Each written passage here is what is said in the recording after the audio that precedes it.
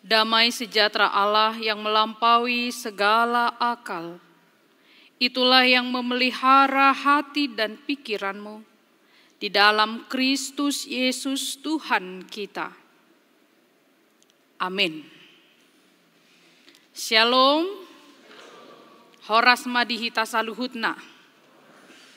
Demikian juga kami menyapa saudara-saudari jemaat yang mengikuti ibadah pagi hari ini secara live streaming dari manapun Bapak Ibu dan saudara-saudari jemaat mengikuti ibadah hari ini. Tuhan memberkati persekutuan ibadah Minggu Seksagesima pada hari ini. Kami menyapa jemaat secara khusus yang sedang sakit baik di rumah dan di rumah sakit mengikuti ibadah ini. Tuhan memberikan kekuatan dan kesembuhan bagi saudara. Bapak, Ibu, dan saudara-saudari yang dikasihi Tuhan Yesus Kristus, marilah kita mengarahkan hati dan pikiran kita untuk mendengar firman Tuhan hari ini yang tertulis di dalam kitab Yesaya pasal yang ke-40, dimulai dari ayat yang ke-21 sampai ayat yang ke-31. Demikianlah pembacaan firman Tuhan. Tidakkah kamu tahu? Tidakkah kamu dengar? Tidakkah diberitahukan kepadamu dari mulanya? Tidakkah kamu mengerti dari sejak dasar bumi diletakkan? Dia yang bertahta di atas bulatan bumi, yang penduduknya seperti belalang, dia yang membentangkan langit seperti kain dan memasangnya seperti kemah kediaman. Dia yang membuat pembesar-pembesar menjadi tidak ada dan yang menjadikan hakim-hakim dunia sia-sia saja. Baru saja mereka ditanam, baru saja mereka ditaburkan, baru saja cangkok mereka berakar di dalam tanah, sudah juga Ia meniup kepada mereka sehingga mereka kering dan diterbangkan oleh badai seperti jerami. Dengan siapa hendak kamu samakan aku? Seakan-akan aku seperti Dia, firman yang Maha Kudus. Arahkanlah matamu ke langit dan lihatlah siapa yang menciptakan semua bintang itu dan menyuruh segenap tentara mereka keluar sambil memanggil nama mereka sekaliannya. Satu pun tiada yang tak hadir oleh sebab Ia Maha Kuasa dan Maha Kuat. Mengapakah engkau berkata demikian, hai Yakub, dan berkata begini, hai Israel? Hidupku tersembunyi dari Tuhan, dan hakku tidak diperhatikan Allahku. Tidakkah kau tahu, dan tidakkah kau dengar? Tuhan ialah Allah kekal, yang menciptakan bumi dari ujung ke ujung. Ia tidak menjadi lelah dan tidak menjadi lesu. Tidak terduga pengertiannya.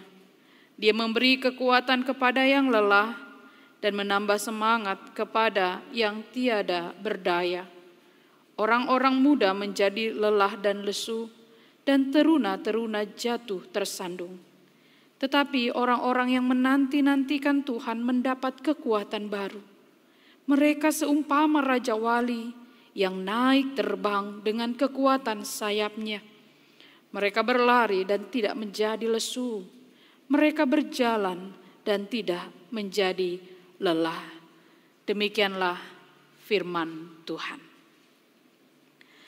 Saudara-saudari yang diberkati Tuhan Yesus Kristus, kita memasuki Minggu Seksagesima pada hari ini dengan topik Minggu Tuhan adalah yang kekal. Dan di dalam pembacaan nats ini dimulai dari ayat 21 sampai 31 semua menerangkan dan mengingatkan kita betapa Tuhan memang adalah Tuhan yang kekal, tidak berubah. Dia yang menciptakan langit dan bumi ini adalah Allah yang tidak pernah berubah. Bahkan Wahyu menuliskan Dia adalah Alfa dan Omega, yang awal dan yang akhir. Bahkan dunia sebelum dijadikan Dia ada, dan nanti dunia berakhir Dia juga ada.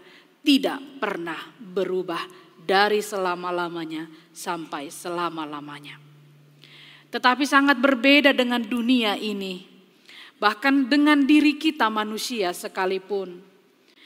Kalau kita melihat pengertian kekal seperti yang dituliskan topik minggu hari ini, Tuhan adalah Allah yang kekal.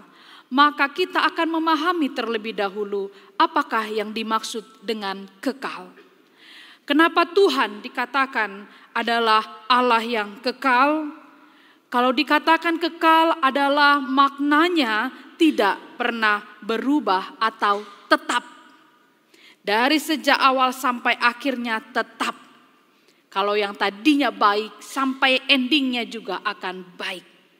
Yang tadinya bagus sampai akhirnya juga akan bagus. Kalau berbicara soal komitmen, Dia tetap teguh pendiriannya. Itulah yang dikatakan dengan tetap, abadi atau lestari. Tapi kalau kita melihat di dalam kehidupan dunia ini, adakah yang tetap? Bapak, Ibu, saudara-saudari? Tidak ada. Yang tadinya muda, mau kita mendengar orang berkata, kalau saya dulu yang paling cantik, kembang desa lah dibilang. Kalau sekarang bukan lagi jadi kembang desa, kembang Tebet pun tidak bisa lagi disamakan. Dulu sayalah orang yang paling banyak jasanya. Jadi kalau kuda berbicara dulu, sekarang berarti sudah berbeda. Kalau dulu kita lihat anak-anak kita, aduh kalau kulihat anakku ini 5 orang, kecil-kecil dulu, sekarang sudah besar. Mereka pun berubah. Walaupun selalu dikatakan oleh orang tuanya, jangan cepat besar nak, katanya. Tapi kalau masih kecil terus, kok kamu gak besar-besar? Jadi selalu banyak sekali keinginan kita juga supaya ada hal yang berubah. Saudara-saudari yang dikasihi Tuhan Yesus Kristus, yang tadinya muda menjadi tua, tadinya punya jabatan, boleh saja tidak lagi punya jabatan. Yang tadinya terkenal, sekarang mungkin tidak lagi.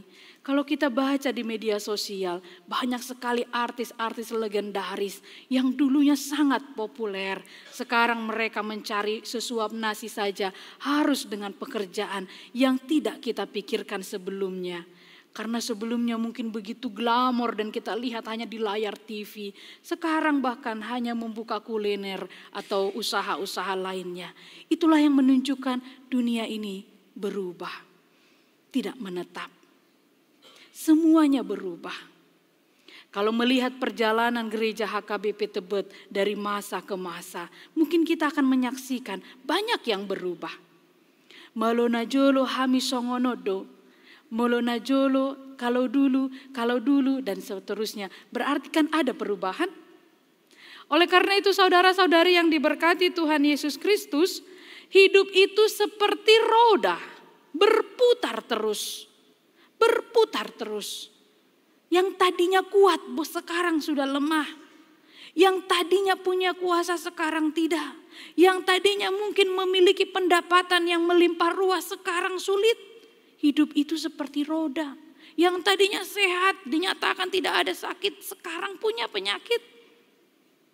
Maka kita akan memperbandingkan bahwa memang hidup manusia tidak ada yang menetap. Tidak ada yang kekal, tidak ada yang abadi, tidak ada yang lestari. Tetapi kita punya Tuhan yang kekal, Tuhan yang abadi, yang tidak pernah berubah. Boido ragam masam akan masa di ngoluta. Bahkan dalam kehidupan hal apapun semuanya berubah. Akainata pe fashion kan berubah do. Berubah. Adong do masana ipake ma baju na songonon. Sonari dang musim be. Alai anon beberapa tahun kemudian musim lagi. Ipake muse. Itu semua berubah bukan? Maka Nats hari ini mau mengingatkan kita punya Allah yang kekal. Kalau dunia ini terus berubah, zaman ini terus bergerak. Lihat dalam hal dunia politik pun, tidak akan lebih dalam saya sampaikan. Tapi Bapak Ibu semua warga Indonesia, orang-orang yang cerdas melihat dinamika politik, semua berubah. Saudara-saudari yang dikasihi Tuhan Yesus Kristus, kalau dunia ini bisa berubah, yang berkuasa semua bisa berubah, kekuatan manusia bisa berkurang, maka jangan menaruh harapan kepada apa yang ada di dunia ini. Inilah gerakan firman Tuhan yang mau mengingatkan kita berharap kepada Tuhan yang kekal. Inilah yang terjadi pada bangsa Israel. Yesaya 40 adalah Deutro Yesaya bagian kedua, di mana diberitahukan mereka akan dibebaskan dari pembuangan Babel. Mereka lama di pembuangan, mereka menjadi jajahan, mereka menangis. Bahkan mereka pergi ke tepi sungai Kerit, mereka menangis dan mengharapkan pertolongan Tuhan. Tetapi di pikiran bangsa Israel, kalau kita lihat konteks Yesaya ini, mereka mengadungi kalau bahasa Bataknya di tepi sungai Kerit. Dan mereka mengatakan, Tuhan kami sudah kalah. Karena mereka merasakan mereka tersiksa di pembuangan. Secara ekonomi mereka tidak bisa berusaha. Secara politik mereka punya status hanya sebagai bangsa jajahan.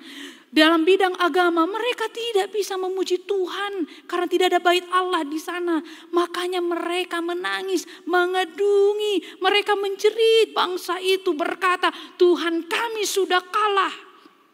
Tuhan kami tidak punya lagi kekuatan. Oleh sebab itu saudara-saudari, kalau kita baca pasal ini 40 khotbah hari ini, karena hari ini khotbah dimulai dari ayat 21, tapi kalau kita baca dari ayat 1 itu dimulai dengan kata hiburkanlah, hiburkanlah bangsaku.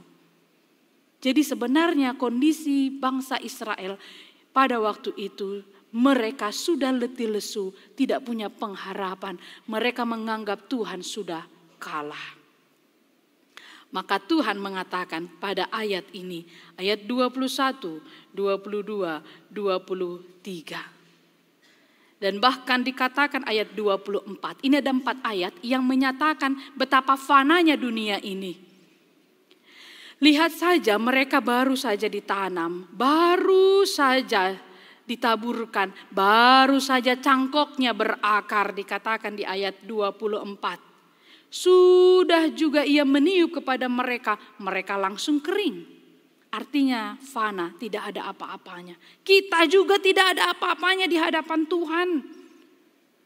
Itu sebabnya dikatakan ayat 21, tidakkah kamu tahu, tidakkah kamu dengar, tidakkah diberitahukan kepadamu dari mulanya. Nabi Yesaya mau mengingatkan bangsa itu yang mengadungi pada waktu itu, menangis, yang mengatakan Tuhan kalah.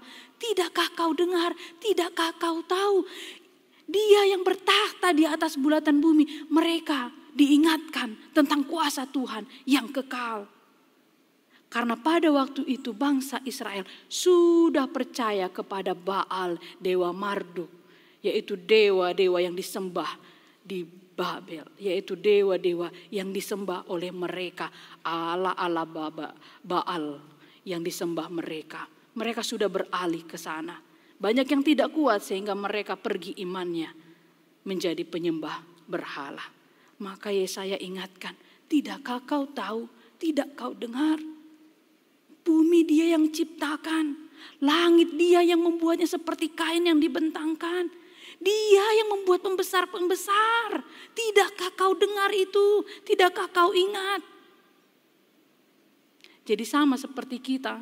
Kalau lagi sesak hati kita, sedang sedih, jangan makin dibuat sedih hatinya. Lagi bercerita, punya persoalan, mengungkapkan kondisi hidupnya. Bahkan kayak beginilah kehidupanku sekarang ini. Iyalah patulah najolo dan najugulak ko. Maka nasongonok ko kan. Tahu mada katanya pula kan. Anak saya seperti ini. Memang kulihat memang bandel itu. Jadi wajarlah. Bahkan sudah ada kecelakaan. Itulah kan kecelakaan. Karena pernah dia seperti ini pula. Jadi kita hakim yang menentukan dan mengatakan kenapa dia mengalami hal yang demikian. Kalau ada yang hal seperti itu, berikan semangat seperti yang dikatakan oleh Yesaya. Dia yang menciptakan langit dan bumi, dia yang mendirikan para pembesar. Ingatlah, harus punya semangat. Dan kondisi itu yang sering kita alami, bukan?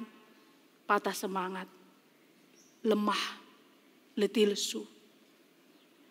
Saudara-saudari yang dikasihi Tuhan Yesus Kristus, kita akan melihat bahwa dalam kehidupan setiap hari bumi akan terus berputar dan kita berjalan di dalamnya.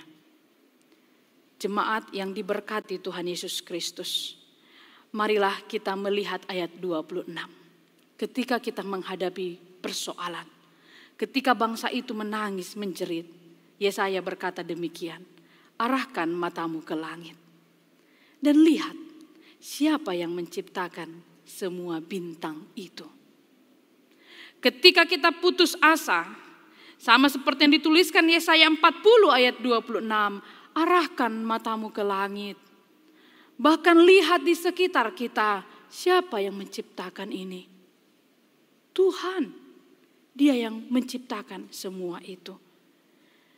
Dan dikatakan di dalam ayat 29, ia memberi kekuatan kepada yang lelah dan menambah semangat kepada orang yang tiada berdaya. Jemaat yang dikasihi Tuhan Yesus Kristus, kita hidup di dunia yang penuh dengan problema. Kita punya banyak problema masing-masing kita. Saya pernah katakan anak kecil pun pasti sudah punya masalah. Walaupun kalau anak kecil punya masalah dengan temannya, sebentar sajanya itu berantam. 5 menit berantam, melapor ke orang tuanya, nangis-nangis. Nanti 5 menit lagi ketawa-ketawa itu berdua. Coba kalau orang tua yang berantam. 1 tahun naik, 2 tahun naik, mau lihat emang boy hidup marsiatoan kan itu. Kalau anak kecil, makanya Tuhan selalu memakai anak kecil. Kalau mereka berantem sebentar, jambak-jambaan bahkan, saya kalau lihat anak-anak saya, sampai jambak-jambaan, tarik-tarikan.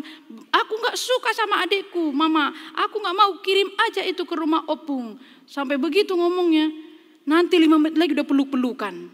Begitulah kalau anak kecil kan.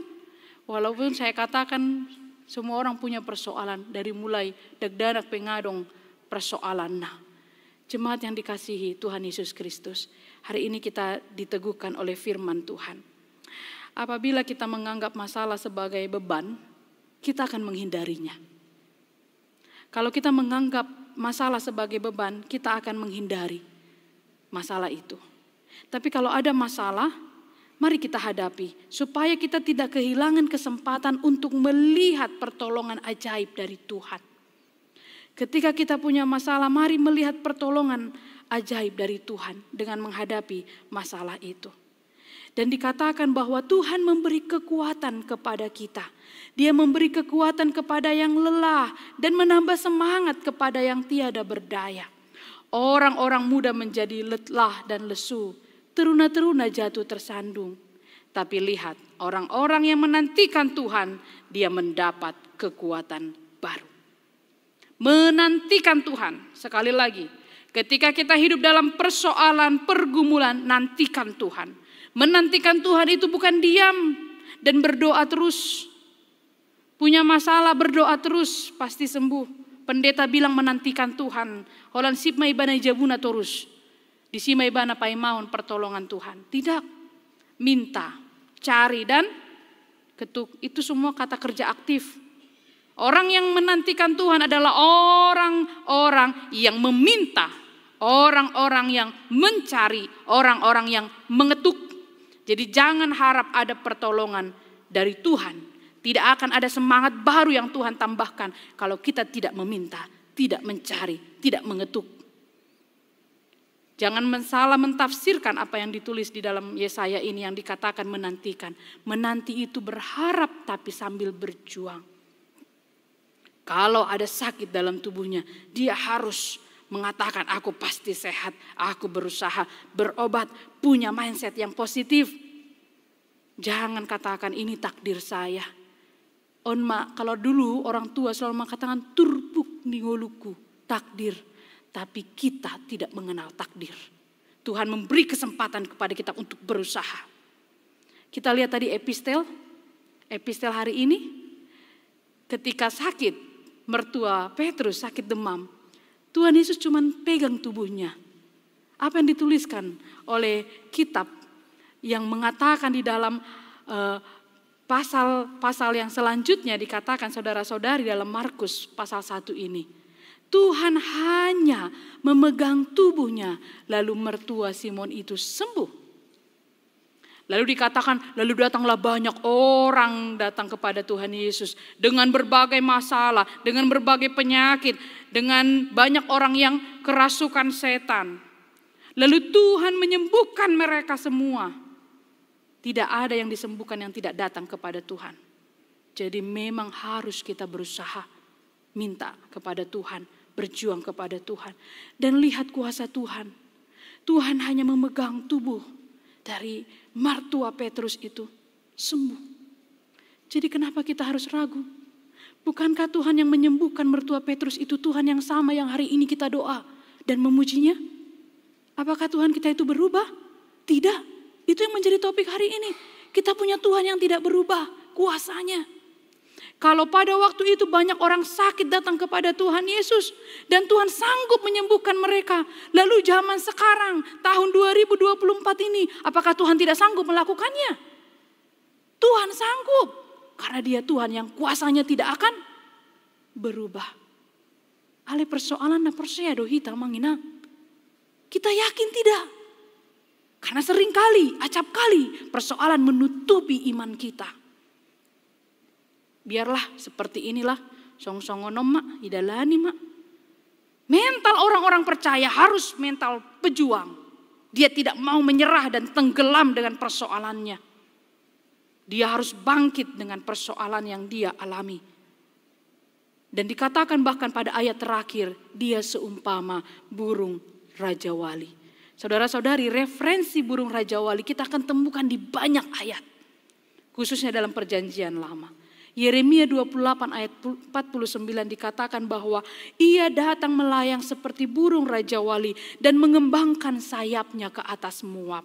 Kita baca juga Amsal 23 ayat 5. Apabila engkau melayangkan matamu atasnya, maka lenyaplah dia. Karena sesungguhnya dia membuat sepasang sayap baginya. Dia terbang ke langit bagaikan Raja Wali. Dan nas yang paling sering terkenal, yang sering kita dengar, Mazmur 103 ayat 5. Dia akan memuaskan hasratmu dengan kebaikan sehingga masa mudamu baru seperti burung Raja Wali. Mulak posoho songon pidong Raja Wali. Jadi kalau dikatakan pada Yesaya pasal hari ini yang pasal terakhir 31 dikatakan kita akan mendapat kekuatan baru seperti burung Raja Wali. Kenapa ini sering dipakai dalam perjanjian lama? Bapak Ibu Saudara-saudari, saya pernah mengkhotbahkan melalui beberapa referensi yang saya baca. Ternyata memang burung Raja Wali memiliki keunikan. Menurut peneliti, burung Raja Wali ini umurnya yang paling terpanjang dari sejenis mereka. Tetapi mereka harus melewati satu proses yang menyakitkan. Jadi mungkin saja umurnya bisa puluhan, tapi juga bisa ratusan tahun. Burung Raja Wali untuk mendapatkan umur yang panjang, mereka harus melewati satu proses yang sangat menyakitkan. Jadi kalau usianya sudah 40, burung Raja Wali punya dua pilihan. Akan mati usia itu atau mau kembali muda dan bisa sampai ratusan tahun. Tapi pilihan tersulit mereka, Raja Wali harus naik ke tebing yang tinggi. Dan itu bukan hal yang mudah. Ketika Raja Wali harus naik ke tebing yang tinggi, dia sudah punya sayap yang berat.